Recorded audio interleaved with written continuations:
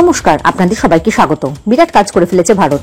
এবার লাদাখের দুর্গম পার্বত্য অঞ্চলে ভারতীয় সেনাবাহিনীর সহায়তায় পৌঁছে গেল 4G এবং 5G নেটওয়ার্ক, যার ফলে সেখানকার স্থানীয় জনগণ যেমন সুবিধাভোগী হবে, তেমনই ভারতীয় সেনাবাহিনীর মধ্যে যোগাযোগ ব্যবস্থা আরও উন্নত হবে।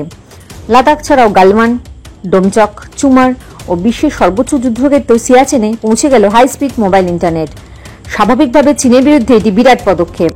অন্যদিকে ইতিহাস সৃষ্টি করল ভারত। লাদাখে বিশ্বের সর্বোচ্চ উচ্চতায় 3D প্রিন্টেড সেনা বাংকার তৈরি করে ভারতের deeptech startup simply force creation, IIT Hyderabad এবং ভারতীয় সেনাবাহিনীর সহযোগিতায় লাদাখে 11,000 ফুট উচ্চতায় তৈরি করল বিশ্বের সর্বোচ্চ 3D প্রিন্টেড মিলিটারি বাংকার।